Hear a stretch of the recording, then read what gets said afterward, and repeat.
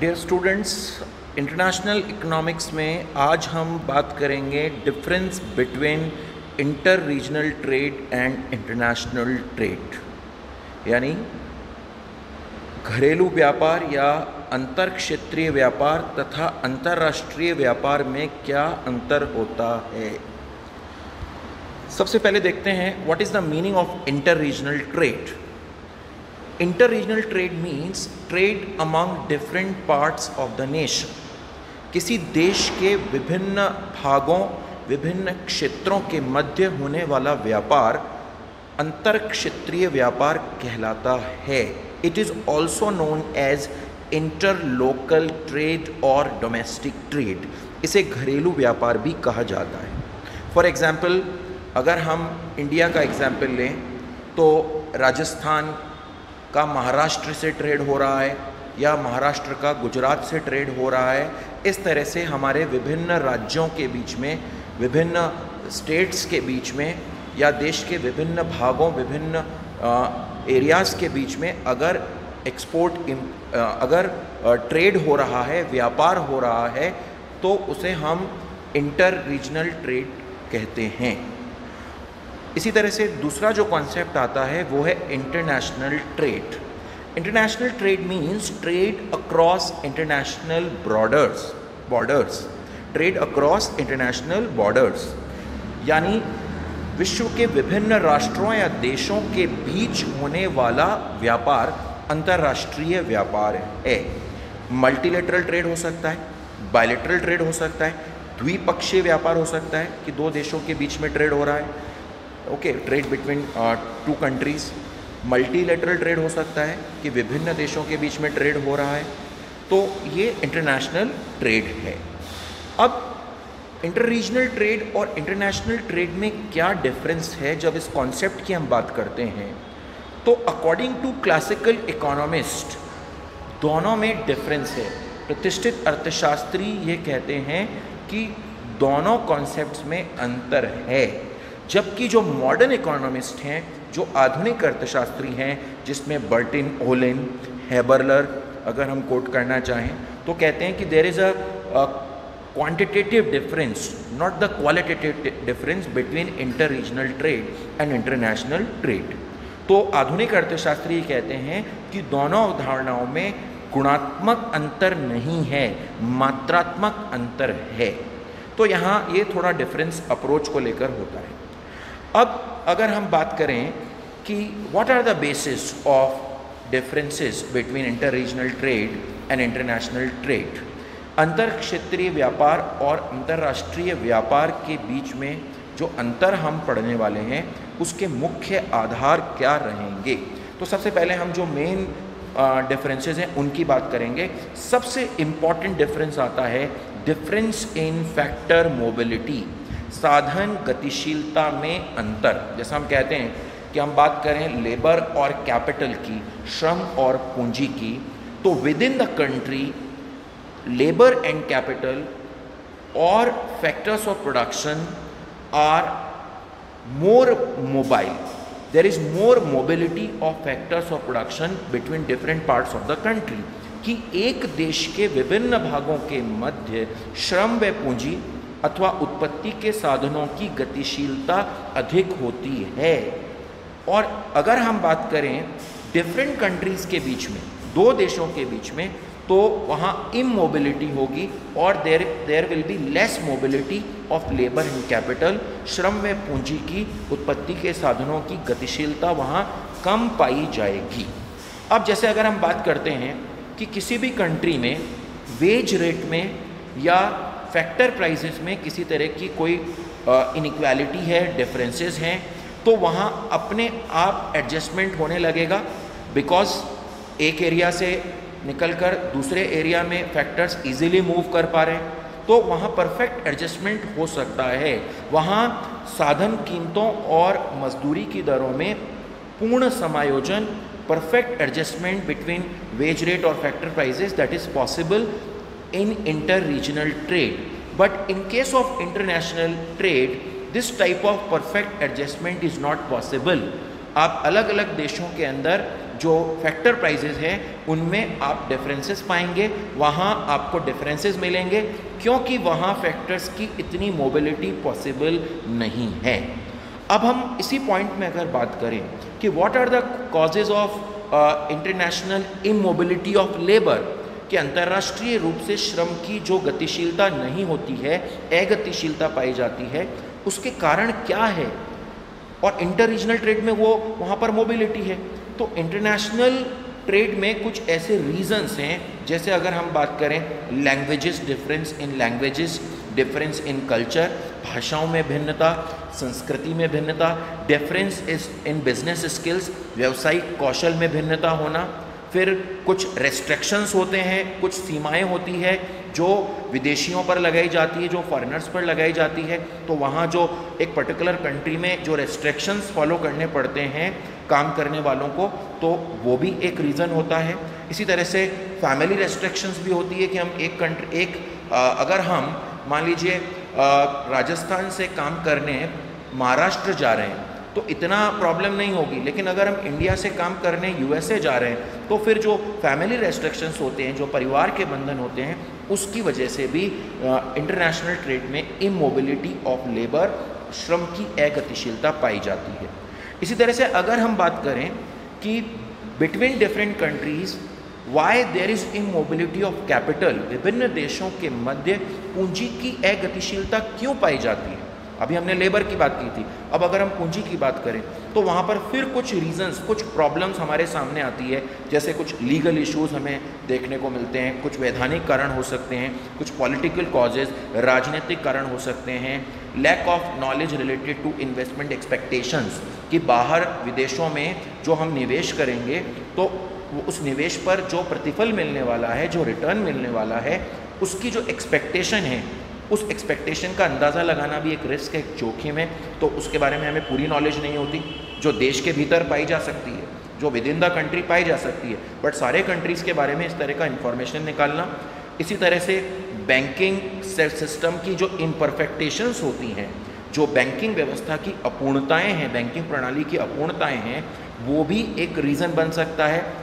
और instability of foreign currencies, और हम देखते हैं कि जो अलग अलग देशों की अलग अलग करेंसीज हैं उनमें भी इनस्टेबिलिटी होती है, अस्थिरता होती है, उनकी खुद की वैल्यू, उनके खुद के मूल्य फ्लक्चुएट करते रहते हैं। इस कारण से इमोबिलिटी ऑफ कैपिटल, पूंजी की अगतिशीलता पाई जाती है। तो ये हमने फर्स्ट जो इम्पॉर्टेंट फैक्टर है, जो इम्पॉर्टेंट डिफरेंस है, उसको डिस्कस किया है। अभी हम कुछ और डिफरेंसेस को लेते हैं क्विकली। सेकेंड डिफरेंस आता है डिफरेंस इन नेचुरल रिसोर्सेज। आप देखिए कि विद इन द कंट्री अगर हम नेचुरल रिसोर्सेज की बात करेंगे, किसी कंट्री के स्टॉक ऑफ नेचुरल रिसोर्सेज की बात करेंगे, तो पूरा कंट्री एक यूनिट होगा, पूरा देश एक इकाई होगा। And when we compare the natural resources of different countries of the world, जब विभिन्न देशों के हम प्राकृतिक संसाधनों की तुलना करेंगे तो हमें डिफरेंसेस देखने को मिलेंगे। किसी कंट्री में लैंड एरिया ज़्यादा है, कहीं क्लाइमेटिक जो जोग्राफिकल जो अगला पॉइंट हम लेंगे, कहीं पर फॉरेस्ट एरिया ज़्यादा है, कहीं मिनरल डिपॉजिट्स, खनिज ज़्यादा मिल रहे हैं, कहीं क्रूड ऑयल का स्टॉक ज़्यादा मिल रहा है। तो इस तरह से हम देखते हैं कि जो नेचुरल रिसोर्सेज का स्टॉक है, जो प्राकृतिक संसाधनों का स्टॉक है, उसमें भी विभिन्न देशों के मध्य, विभिन्न कंट्रीज़ के बीच में डिफरेंसेस पाए जाते हैं। जबकि विद इन द कंट्री अगर कोई डिफरेंस भी है तो वो पूरे कंट्री को एक यूनिट माना जा रहा है, तो वहाँ पर वो उस कंट्री का पार्ट ही होगा। तो कंट्री में with in the country differences हमें कम देखने को मिलेंगे, बट अक्रॉस डिफरेंट कंट्रीज़ हमें अंतर ज़्यादा देखने को मिलेंगे। इसी तरह से थर्ड पॉइंट की अगर हम बात करते हैं, जोग्राफिकल एंड क्लाइमेटिक डिफरेंसेस, हम देखते हैं कि विद इन द कंट्री, यानी इन case of inter regional trade, कि एक ही देश के विभिन्न भागों के मध्य ज़्यादा वेरिएशन हमें क्लाइमेटिक कंडीशंस में या जोग्राफिकल कंडीशंस में देखने को नहीं मिलता है। वेरिएशन होता है पर ज़्यादा नहीं होता। लेकिन अलग अलग देशों के मध्य, विभिन्न देशों के मध्य, अक्रॉस डिफरेंट कंट्रीज़, अगर आप जोग्राफिकल और क्लाइमेटिक कंडीशंस को कंपेयर करेंगे, जलवायु की स्थितियों को और भौगोलिक स्थितियों की तुलना करेंगे, तो आपको बहुत ज़्यादा डिफरेंसेस देखने को मिलेंगे। और इसी रीज़न की वजह से इसी कारण की वजह से कि ये जो जोग्राफिकल डिफरेंस है, क्लाइमेटिक डिफरेंस है, या जो हमने सेकंड पॉइंट डिस्कस किया नेचुरल रिसोर्सेज का डिफरेंस है, उसकी वजह से कोई पर्टिकुलर कमोडिटी किसी पर्टिकुलर कंट्री में सस्ती बन पा रही है, बिकॉज वहाँ फेवरेबल क्लाइमेटिक कंडीशन है उस पर्टिकुलर प्रोडक्ट के लिए, उस वस्तु के उत्पादन के लिए वहाँ अनुकूल जलवायु की दशाएं हैं, अनुकूल भौगोलिक परिस्थितियाँ हैं, या अनुकूल प्राकृतिक संसाधन है, तो कंपेयर टू अदर कंट्रीज, दूसरे देशों की तुलना में वो उस वस्तु को कम लागत पर बना पा रहा है, कम कॉस्ट पर बना पा रहा है। तो ये बहुत इंपॉर्टेंट पॉइंट आ जाता है कॉस्ट डिफरेंसेस का, लागत अंतरों का। इसलिए विभिन्न वस्तुएं विभिन्न देशों के मध्य विभिन्न लागतों पर उत्पादित होगी, कि वहाँ जो कॉस्ट की डिफरेंसेस होंगे वो डिफरेंट प्रोडक्ट्स के लिए डिफरेंट कंट्रीज़ में डिफरेंट होंगे। तो ये काफ़ी कुछ मैटर करेगा जोग्राफिकल और क्लाइमेटिक डिफरेंसेस पे। जबकि एक देश के अंदर अगर मान लीजिए किसी तरह का कोई वेरिएशन आ भी रहा है, कोई जोग्राफिकल क्लाइमेटिक डिफरेंस आ रहा है, तो भी लागत में, कॉस्ट में ज़्यादा डिफरेंस नहीं आएगा। इसी तरह से हम बात करते हैं नेक्स्ट पॉइंट, डिफरेंट मार्केट्स, कि एक देश के जो बाज़ार हैं, कि एक देश के जो विभिन्न राज्य हैं, जैसे इंडिया की बात करें, अगर हम इंडिया के जो डिफरेंट स्टेट्स हैं तो उनके जो मार्केट्स हैं, तो वहाँ जो कुछ भी प्रोविजंस होंगे, जो गवर्नमेंट के रूल्स रेगुलेशंस होंगे, वो करीब करीब सब जगह पर सिमिलर होंगे, और वहाँ पर हमें ज़्यादा अंतर देखने को नहीं मिलेगा कि सबको जो, चाहे वो मेजरमेंट का पार्ट है, चाहे वो टैक्सेस से रिलेटेड इन्फॉर्मेशन है कि कितना टैक्स किसको पे करना है, तो जो स्टेट और सेंट्रल गवर्नमेंट, अगर हम इंडिया की बात करें तो जो स्टेट और सेंट्रल गवर्नमेंट के अकॉर्डिंग जो पॉलिसीज़ बन रही है उन मार्केट से रिलेटेड, वो करीब करीब सब जगह पर सिमिलर होगी, यानी वहाँ पर किसी तरह का कोई डिफरेंस नहीं आएगा। लेकिन अगर हम यही इंटरनेशनल मार्केट में बात करते हैं, अंतर्राष्ट्रीय बाजार में बात करते हैं, तो हर कंट्री की अपनी अपनी अलग अलग पॉलिसी होगी, हर देश की अपनी अपनी अलग अलग एक नीति होगी, यानी डिफरेंट टाइप के मार्केट्स होंगे, और उन मार्केट्स में वेरिएशंस, उन बाज़ारों में विभिन्नताएं बहुत ज़्यादा होगी। एक तरह से हम कहें कि इम्परफेक्टेशंस बहुत ज़्यादा होंगे, अपूर्णताएं बहुत ज़्यादा होगी। इसी तरह से एक और बहुत इंपॉर्टेंट डिफरेंस आता है डिफरेंट करेंसीज, भिन्न करेंसियाँ, कि अगर हम भारत की बात करते हैं और भारत के विभिन्न हिस्सों में व्यापार करते हैं, तो हमें मालूम है कि हमें रुपीज़ का यूज़ करना है। इंडिया की करेंसी रुपी है, भारत की जो करेंसी है वो रुपया है, और वो चाहे हम किसी भी पार्ट में जाकर, इंडिया के किसी भी भाग में जाकर यूज़ करेंगे तो हमें वहाँ किसी तरह का कोई चेंज नहीं मिलेगा। एक यूनिफॉर्म करेंसी एक कंट्री की है, ठीक है, हर कंट्री की अपनी एक करेंसी है, तो वो एक सिमिलरिटी, एक समानता लेकर आती है ट्रेड में, इन case of inter regional trade, अंतर क्षेत्रीय व्यापार के संदर्भ में। लेकिन जब हम बात करते हैं डिफरेंट कंट्रीज़ की, कि अभी अगर आप यूएसए से ट्रेड कर रहे हैं तो फिर आपको डॉलर के बारे में पता होना चाहिए, आप यूरोपियन कंट्रीज़ में से कहीं से ट्रेड कर रहे हैं तो आपको यूरो के बारे में पता होना चाहिए, ठीक है, आप ब्रिटेन से ट्रेड कर रहे हैं तो आपको पाउंड के बारे में, यानी हर कंट्री की अपनी अपनी अलग अलग करेंसी है।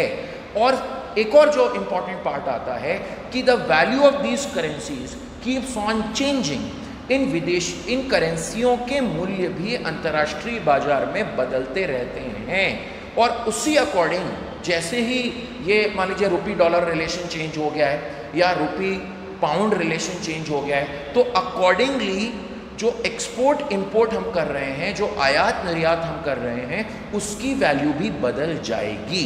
इसलिए इंटरनेशनल ट्रेड में सारे कंट्रीज़ की अपनी अपनी अलग अलग करेंसी है, हमें उससे डील करना है, जबकि इंटर रीजनल ट्रेड में इस तरह की कोई प्रॉब्लम नहीं है, इस तरह का किसी तरह का कोई प्रॉब्लम नहीं है। अगर मान लीजिए आप राजस्थान में हैं और आप यहाँ से महाराष्ट्र से कोई प्रोडक्ट मंगवाते हैं और आपको 2 लाख रुपीज़ पे करने हैं, तो आप 2 लाख रुपीज़ सीधा डायरेक्ट ट्रांसफ़र कर दीजिए, कहीं कोई प्रॉब्लम नहीं आएगी। लेकिन अगर हम अमेरिका से कोई प्रोडक्ट मंगवा रहे हैं, हम इंपोर्ट कर रहे हैं, तो फिर हमें उसको डॉलर में कन्वर्ट करके भेजना पड़ेगा। और मान लीजिए हमने 7-8 दिन लगा दिए सोचने में कि हम मंगवाएं या नहीं मंगवाएं, और in between rupee dollar relation change हो गया, तो अकॉर्डिंगली उसकी वैल्यू भी बदल जाएगी। तो ये प्रॉब्लम इंटरनेशनल ट्रेड में आती है, अंतर्राष्ट्रीय व्यापार में आती है, इंटर रीजनल ट्रेड में नहीं आती।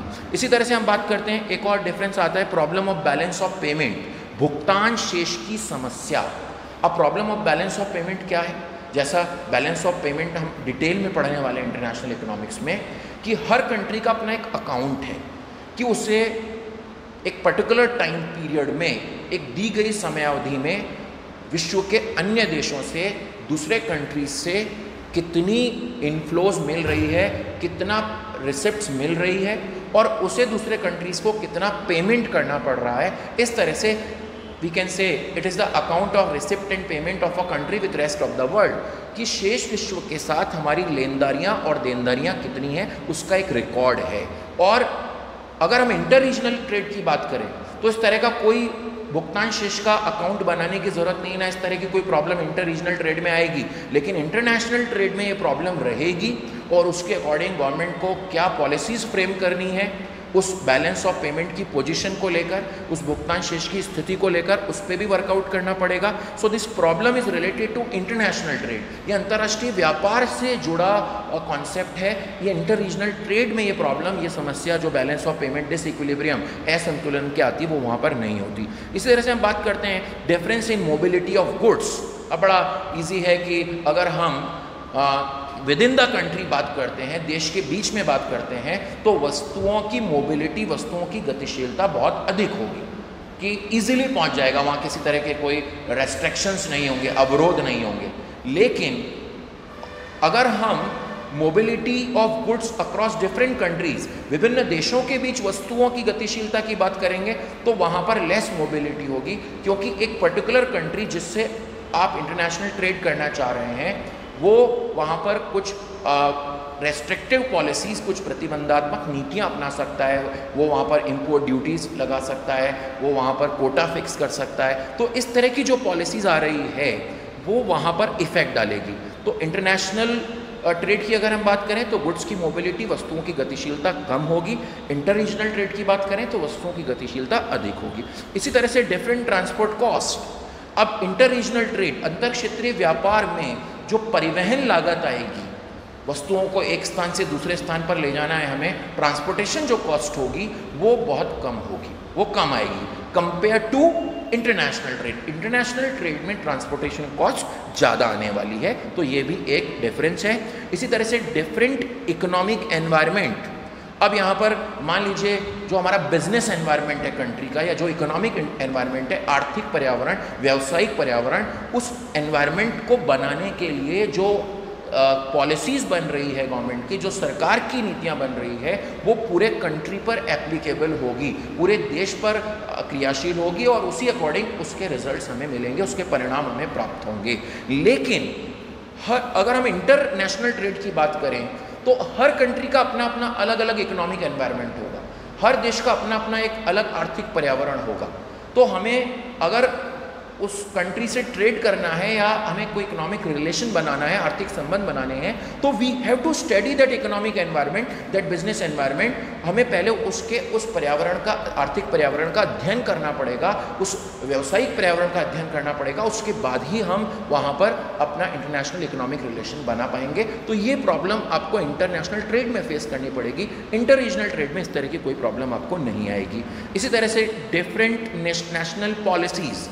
अब यहाँ पर अगर हम बात करें कि टैक्सेशन से रिलेटेड है, प्रोडक्शन से रिलेटेड है, या जो एक्सपोर्ट इंपोर्ट से रिलेटेड है, इस तरह की जो पॉलिसीज़ सरकार बना रही है, तो ये जो पॉलिसीज़ होगी हर कंट्री की अपनी अपनी अलग अलग होगी और वो उस पर्टिकुलर कंट्री के इकोनॉमिक ऑब्जेक्टिव्स, इकोनॉमिक मोटिव्स को ध्यान में रखकर बनाई जाएगी। यानी प्रत्येक देश अपनी तरक्की के लिए, अपनी इकोनॉमिक प्रोग्रेस के लिए एक पर्टिकुलर पॉलिसी बनाएगा जो अलग अलग कंट्रीज़ के अंदर अलग अलग तरीके से काम करेगी। लेकिन एक कंट्री के लिए वहाँ किसी तरह का कोई डिफरेंस नहीं होगा, क्योंकि पूरा देश मिलकर अपनी जो एक इकोनॉमिक पॉलिसी बनी है उस गाइडलाइन के अकॉर्डिंग वहाँ पर फॉलो कर रहा है। तो हर कंट्री में अपनी अपनी अलग अलग टैक्सेशन पॉलिसी होगी, अपनी अपनी अलग अलग एक्सपोर्ट इंपोर्ट पॉलिसी होगी। तो वो डिफरेंसेस भी हमें इंटरनेशनल ट्रेड में देखने को मिलते हैं। और उसके बाद एक लास्ट पॉइंट और हम डिस्कस करेंगे जो पॉलिटिकल इश्यूज से रिलेटेड है। डिफरेंट पॉलिटिकल ग्रुप्स की अलग अलग राजनीतिक समूह, विभिन्न राजनीतिक दल। अब किसी कंट्री में डेमोक्रेटिक सिस्टम है, किसी कंट्री के अंदर मान लीजिए कि वहाँ पर जो डेमोक्रेसी है, लोकतंत्र है, वो बहुत ज़्यादा स्ट्रॉन्ग है।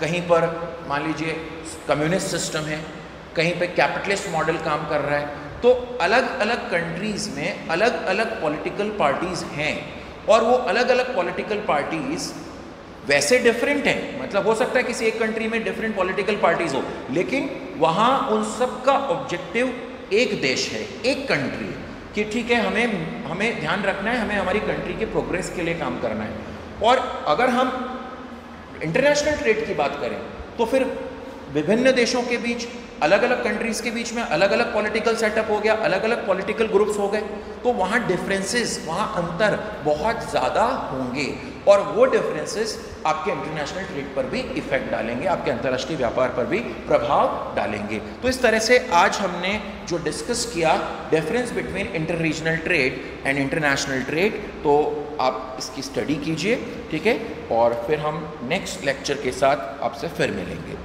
Okay, thank you.